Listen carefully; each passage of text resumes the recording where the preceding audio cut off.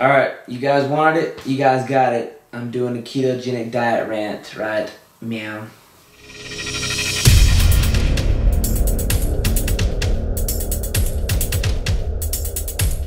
What's up, guys? We're in my room. It's Saturday night and I'm a loser and I'm in my room. I'm about to knock out some stuff. I gotta get some stuff organized. Nonetheless, gonna do a quick video for you. Wanted to run you through my supplement stack first, though. Here it is right here. We got, of course, it's NutriBio. They hook the brother up, so why not use their stuff? It's good stuff, full transparency. None of that garbage in there, too. So, multivitamin, got extreme joint care, fish oils, ZMAs for sleeping and hormone support, ThermoFuel V9, one of the best fat burners I've ever used, and trust me, I've used a lot of them. Let's see, we've got memory, ginkgo biloba, and then we got this little bad boy, too, phosphatidylserine. Yeah, there we go. Yeah, I don't know how you say it, but it's for attention. Really good stuff. I like it a lot. So, moving on, got the water, H2O, very nice. And then we have what we have here. That is our Icon Meals Power Popcorn, protein-infused popcorn.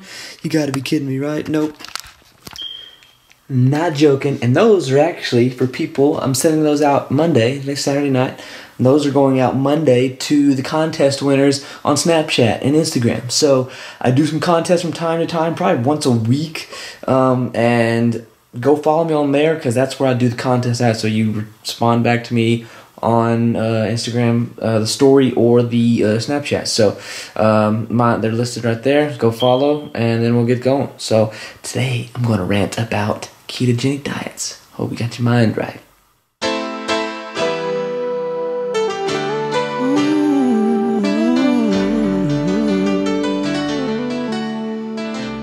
I run across a lot of people who are doing these ketogenic diets, okay? For some reason it's become very, very popular. And you know, I find it kind of funny that all these diets are starting to get popular and be really, cool to do years after I've, either done them or been doing them. One being the intermittent fasting setup. I just published an article about that. Please go check that out. I think it's one of my best articles to date. And then the ketogenic diet, which I experimented with back in 2015, and yeah, twice during 2015. So, yeah, it's one of those diets you want to be very, very careful with. So a ketogenic diet, basically the principle is you want to transform your body from becoming primarily dependent on carbohydrates for energy source. You want to switch it over to fats. So fats are going to be predominant energy source. Carbs are not going to be a significant energy source at all. In fact, you're not even going to eat hardly any carbs on the ketogenic diet because your body prefers carbs. So in order to get it to prefer fats, you have to completely eliminate carbs. And you don't need carbs. There are no essential carbohydrates in like fats and proteins. You have essential fatty acids, you have essential proteins, amino acids that you need, but no essential carbohydrates. So you can get away with it. And I think it's one of the most healthiest diets out there from a physiological standpoint. Cognitively, it helps out a lot. The fatty acids, the ketones, are something that really fuel the brain very efficiently and effectively. So I think if you were to put a gun to my head and ask me what the ideal human diet would be, I would say ketogenic diet. This is why I don't push it though. It's virtually impossible to stay on long term. So when people talk about dieting, my first initial instinct is, okay, what can we set these guys up on to make sure it lasts long term? I'm talking 2-3 years from now. Yes, you can have tweaks and manipulate it. So intermittent fasting. And it's not even a diet, it's more of a strategy, it's a way of eating, but nonetheless, it's a good example here. I've been doing it for 5 years, so therefore it's very sustainable for me. Am I saying it's sustainable for everybody? No. But the ketogenic diet is far less sustainable than for most people. So I'm saying 5-10% of the population are probably the only ones that could probably do it effectively and not have their life altered significantly, okay? So ketogenic diet, you're telling me you're never going to have another piece of birthday cake. You're never going to have another piece of cheesecake. I love cheesecake. You're never going to eat sushi again? Like, what's the point, man? Just put a bullet in it. No, seriously though. And there's different strategies behind keto. You can go straight keto, which is obviously no carb. You can do a cyclical ketogenic diet, which I'm not a huge fan of. Basically what that is you're going to go keto for I don't know, 4 or 5 days, and then you reintroduce carbs for a day or two, and then you go back to keto.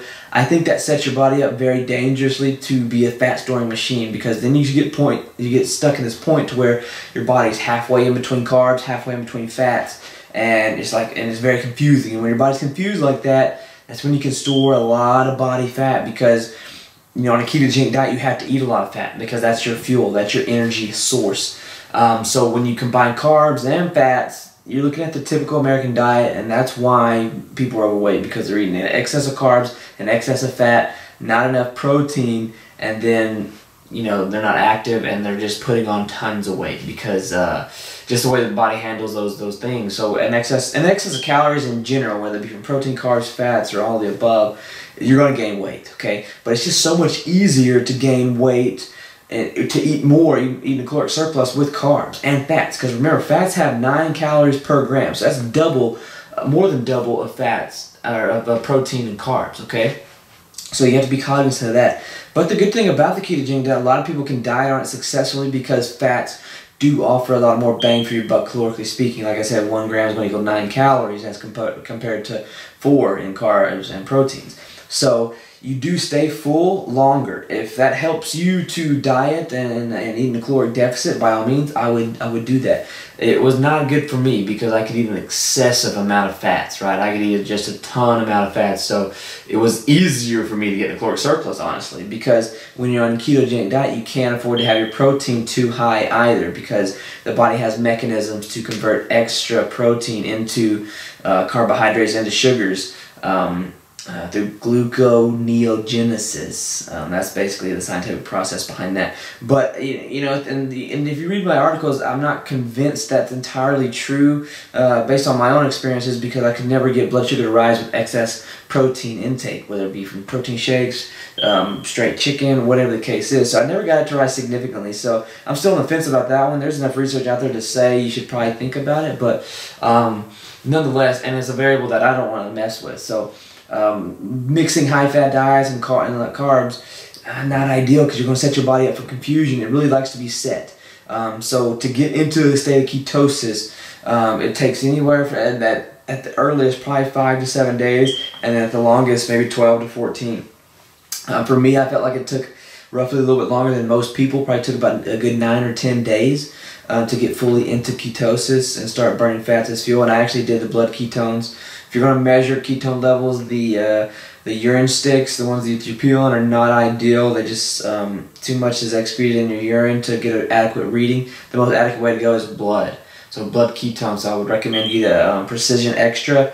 I have one. I check blood sugar and blood ketones with it. It's able to do both. You just have to buy 2 different strips. So, and the blood ketone strips do get expensive. You can get them on Amazon, but they're like $3-4 a strip. So I didn't do it the duration of keto. I'd recommend getting it and just doing it until you find yourself to a state of ketosis. See what your millimolars are, and write that down. See how you feel, and see where you best fit into keto. But let me hesitate to recommend it. I don't recommend it a lot. I've prescribed maybe 2 or 3 keto diets, and they've been for people that I've really felt knew what they were doing and would take it seriously. So keto is not one of those diets where you can you just completely go off the wagon one day. Once you get into ketosis, you have to stay there to get the benefits, and it's wicked easy to get yourself out with a decent amount of carb intake. Okay, so I want to caution you guys, because it's a very, very dangerous process, and I say this out of experience, because when I did it and I came out of it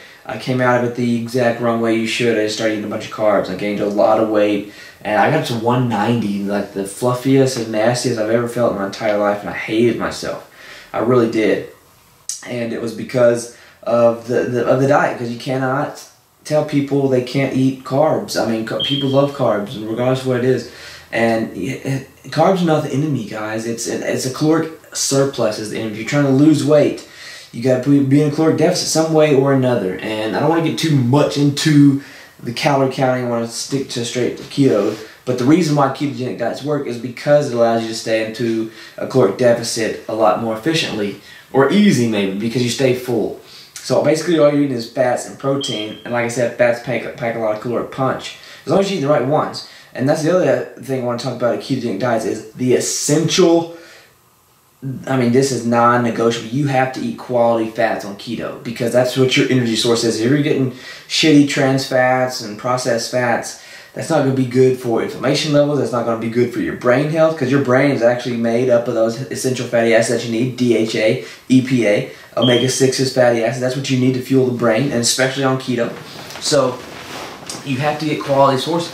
So what are quality sources? I wrote an article about nuts because nuts are a very easy way to get fats and bump your fat intake up, and a lot of the ketogenic diet community will tell you that, and it is true, and I utilize that as well on my experience too. But I had an article on this. Nuts are not the most beneficial source of fats because they do not have an ideal ratio of omegas. Okay, so omega-3 are grossly anti-inflammatory. They're going to reduce inflammation in the body. Omega-6, omega-9s, those are pro-inflammatory, so those are actually going to increase inflammation in the body. So you don't always want to use, you don't want nuts to be the major source of your fat income, okay? So basically what my theory was when I was on it, okay, I ate like 1 or 2 ounces of nuts, 32 to 50 grams of fats and nuts. And you're eating a lot of fat, so don't think about the ketogenic diet if you're not familiar. Don't think about you're eating a lot of protein, a lot of fats. It's a lot more fat, and you're bumping the protein down probably a little bit lower than I would typically recommend, just because of that gluconeogenesis thing. So you're eating a lot of fat, so it has to be quality fat. So what are quality fats? A good, easy way to do it is to cook all your meats in oil. So olive oil is decent. Macadamia nut oil is solid. Actually, one of the better omega complexes is in macadamia nut oil, and it tastes good. It gives you that nutty, buttery taste that I really like. Really good for your veggies. And then you have your coconut oil, which I really like too. And MCT oil. You can just get 100% MCT oil. Very beneficial there. That's the reason why you get coconut oil, is because it's a high level, 40 to 60% depending on what type you get. That's what's made up of the coconut oil, is MCTs, medium chain triglycerides, which act like a carb in the sense that they don't take as long for the body to break down, and they provide almost immediate energy. So MCTs are huge in the ketogenic diet community. That's a good pre-workout, so a lot of people do carbs pre-workout. If you're fat adapted, you're ketogenic, then MCT oils would be a good alternative there. So those are why you do that. So meat-wise, you want to get the fattier cuts of meat, and it's a critical, let me stress this, it's critical that you get quality meat. So when you get your beef, it has to be grass-fed. When it comes to protein, I don't feel like grass-fed proteins are as essential or any more beneficial than other proteins. But when it comes to fats, big difference there, because what the animal eats becomes their meats. Okay, so proteins are proteins. There's not very many bad proteins out there, I would say. So grass-fed protein powders, I think it's a little bit not gimmicky because it's quality stuff, but I just don't think it's necessary. Okay, we'll leave it at that. Fatty acid content, though, it is very necessary that the meats are quality. So grass-fed beef, wild-raised chicken, much as possible in those. Wild-caught fish, okay? You don't want farm-raised fish, and you want those fattier cuts of meat. So I challenge you to do this. Next time you're in the grocery store, go to the seafood market and look at a wild-caught salmon and then a farm-raised salmon, and see the difference. The wild-caught's going to be a lot more vibrant, red-orange looking, and just a lot more appealing to the eye. And then the farm-raised one's going to be a little dull, light orange color, and it's just not quite as good. So you can tell the difference in those. So light orange is going to be the shitty fatty acids, and it looks shitty, and it's going to taste bad too. And the thing about good quality fats, they taste delicious. So one of my favorite meals while I was doing the keto was I cooked 6 to 8 eggs, big old ribeye steak, grass-fed ribeye steak, and a couple slabs of grass-fed butter. So another good thing, another good fat there is butter, grass-fed butter. So yeah, you're going to have to really renew your mind on keto because you're doing a lot of saturated fats. But there's use for saturated fats, the proper saturated fats inside the human body. So not as much can be said for sugar, although sugar is not the enemy. This ketogenic diet community tends to demonize sugar. On the opposite side of the spectrum, carb community demonizes fats. You can't do either one. Basically what you need to demonize is the caloric load of the body. If you want to gain weight, you need to be in a surplus. You need to figure out where your metabolism is, put yourself in a surplus to gain weight. Vice versa. Figure out where metabolism is, put yourself in a position to lose weight, caloric deficit, one way or the other, whether that be through exercise, you know, burning more calories and keeping the caloric load where it is right now, or just dropping the caloric load. I don't recommend doing both unless you do some from both sides and make it even. So you don't want to go into a super caloric deficit just because it's not ideal. You want to gradually go into it. So yeah, workout wise on the ketogenic diet, you don't need to be in there killing it, okay? So the first week, if you really want to jumpstart keto, you can get in there and do a bunch of depletion workouts. I'm talking full body, you know, 4 to 5 sets, every body part, you know, for a couple rounds. Go in there and do some leg press, some hamstring curls, knee extensions, push press, you know, bench press machines, lat pull downs, bicep, triceps, shoulders. Do a circuit style, 10 exercises, you know, 3 to 4 sets of everything, you know, 8 to 12 reps, something. Nothing too crazy. You don't have to go super heavy. Do that for about 3 or 4 days, and you'll get completely depleted, and then that'll superset. You know, marry that with the nutrition side of things, and put yourself on the high-fat diet, moderate protein intake, and low carb. Do that 5 or 6. Do that for 3 or 4 days, workout-wise. Keep the diet going, and then see how you feel, and then go. Then I would, once you get into ketosis, I would strictly do strength training. Work on maintaining muscle mass through strength training. You're not going to be able to do a lot of endurance, intense workouts just because fats aren't utilized as quickly as carbohydrates in the body. So the intensity of your workouts, the speed, is just not going to be there. You're not going to be able to fuel that type of exercise as efficiently. Being fat adapted though really fuels long distance effort. So if you're a marathoner, you're a cyclist, you're a swimmer even, you could probably experience improved performance in those events, because you think about it, you pop these carbohydrate filled gels during the race because carbohydrates get in the body quickly and leave the body quickly. But if you notice, like, no matter how lean you are, 5% people walking around with 5 or 6% body fat will have enough energy through their stored body fat to fuel them for days, okay? So if you're an endurance athlete, you can tap into that resource, that pretty much that non-extinctual resource. It will always be there, to tap into that, and you're not having to pound those gels. You're not having to do things in between the race because the energy, your body's set up to have pretty much an endless supply of energy. So it will take a little while. Your performance may dip initially, but then it may bounce back a little bit higher to where it was. So that's really good. And when you get really good, and this is for, you know, very experienced ketogenic dieters, probably in the 2 to 3 years range. I wouldn't even feel comfortable doing this just because I wouldn't know how much it would take. But so that I talked about the cyclical keto, the regular keto, and then there's a targeted keto, which you can target. You can actually input carbohydrates into the diet without getting out of ketosis. So you target that in and around your workouts, so therefore the body is utilizing those carbs immediately, and you're not getting out of the state of ketosis. So it's a very finicky process. Like I said, I don't feel 100% comfortable doing it, but I've listened to a few things and I've read a few things out there of people being able to do that and experiment with that and be successful in it. So it's really up to you. I think really ask yourself the question, why do I want to do keto? Why is it important for me to do keto? Because it's not a sustainable approach long term. So if you're looking, maybe show prep, maybe you know, to look better for the summer, just know that your diet is not going to be able to be as flexible as others, because you're having to eat a lot of fats. You're having to limit carbs. I mean, extremely limit carbs. I mean, I'm talking about to the point where you have to be careful with your vegetable consumption. Okay, not obviously as careful as if you were trying to utilize a few grams of rice or potatoes or here and there. But yeah, you want to be careful with the carbs, because it'll kick you out just like that. So like I said, your body has a priority for carbohydrates. So if carbohydrates are available, it will prefer that. So you pretty much have to completely eliminate those. And you know, the green leafy vegetables are what I recommend. You know, your broccoli, spinach, you know, that sort of thing, asparagus, stuff like that, because that's very low caloric yields. Okay, so you're going to need a lot of that to get a significant amount of calories. A lot of fiber in there too, which is critical on a high-fat diet too, because a couple of pitfalls there is you could potentially get diarrhea. Not diarrhea, opposite. You could get constipated and, you know, not have bowel movements, and that's very common with that as well. So you want to be careful with that. Just And see, the thing about keto is you have to a lot of measurements here, okay? From a body standpoint, like I would recommend getting your blood work done, because if you don't process saturated fats very well, then ketogenic is probably not ideal for you. If you're someone that can metabolize carbohydrates well and utilize them for energy, you have a really good metabolism right now, I do not recommend you going on keto. Keto would be really, really good for those with slower metabolisms, I feel like.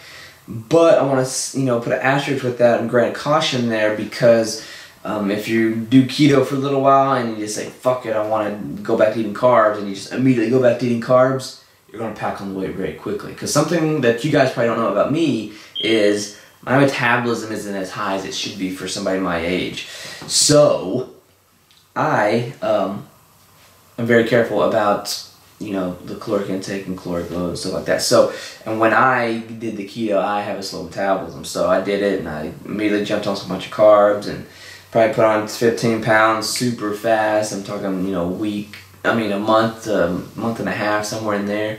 A lot of obviously, it was a lot of water weight, but it was a lot of bad weight too, because I let it go on for far too long. But I nipped in the bud, and now I have, and I'm glad I did that, because I realized through that process that my body doesn't handle saturated fats very well, especially from egg sources. I don't process egg proteins all that well. I'm not allergic per se, but I may be allergic intestinally and not process the proteins, whatever. Egg allergens are very common. A lot of people have them and they don't know that. So I say that to say this: the ketogenic diet taught me a lot about my metabolism, a lot about how I feel on different diets. So I would encourage you to experiment with it, but please, please, please reach out to me if you have any specific questions about it. I wanted to give this just a gross overview of the keto, and tell people to be very, very careful with it, because it's something that you can mess yourself up on very easily if you're not super careful.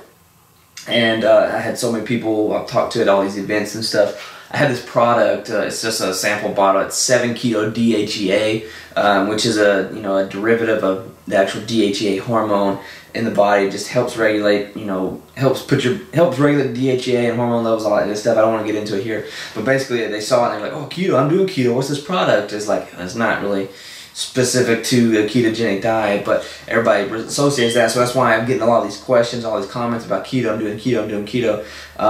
So just be careful, guys. I generally care about you guys, and I want the best for you. But you can really mess yourself up on keto, and I don't want people are taking it too lightly. I'm afraid they're taking it too lightly, and they're not being cognizant of the downsides and of the long-term approach, because people get so gung-ho about these diets. It's like, oh, I'm on this diet, I'm going to lose all this weight, and they get super excited initially. So it goes back to the motivation factor, as always. Why are you doing this diet? What is it for? Okay, maybe I got a 12-week show prep. I'm going to do it for 12 weeks. And then see how our body transforms. Great, perfect. Okay, what after that 12 weeks? A lot of people have a game plan for that 12 weeks, and that 13th week pops up, and they're like, okay, that plan's over with. Let's go off the wagon. Okay, let me tell you something.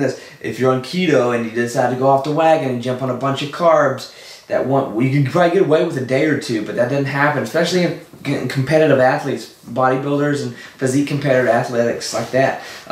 They have a tendency to just go off the rails for a week or two. And if you do that after a ketogenic diet, you can do a tremendous amount of damage in that short amount of time, because you're setting your body up for an overcompensatory effect of storing body fat, and that is not ideal, obviously. So that's how you can go from being like literally in the best shape of your life, from an outside standpoint. Internally, mentally, you're probably a wreck, because I've been there, I've been on stage, I've done it. You're up there smiling, but inside all you can think about is a cheesecake you're going to demolish after the show. Not a healthy place to be, and that's why I haven't competed in the last couple of years, just because I'm in a good spot mentally with diet, exercise, and nutrition that I don't want to mess it up. So, you could probably talk me into doing a show. Maybe if, NutriBio decided to, sponsor me into a show or something like that. They're already hooking me up pretty good, so I'm not going to ask them, but if that's something that's a direction they want me to go as an athlete, I'm open to it, but it's not something that I'm super gung-ho about right now. So I got some other things on my mind. I'm still going to maintain great shape, and that's what I love about intermittent fasting. It's a flexible approach. is an approach I can sustain and manipulate for myself throughout the process. So there's different variables to play around with within intermittent fasting. Not so with keto, not so much with keto. So I'm always hesitant to recommend diets that don't have to offer a little bit of flexibility. Keto, the only real flexibility is the amount of protein intake you can do, and that, you know, very small window there, amount of fats necessary, calories, but other than that, it's very, very strict, and I don't think the majority of the population out there needs to do it. I don't think it'll be any more effective for people to do a ketogenic diet versus just an overall caloric deficit, you know, with eating moderation of carbs. You know, I think the best diet approach is, you know, one of balance, you know, adequate protein. If anything, go splurge on protein, guys. I demolished 2 pounds of chicken for dinner tonight.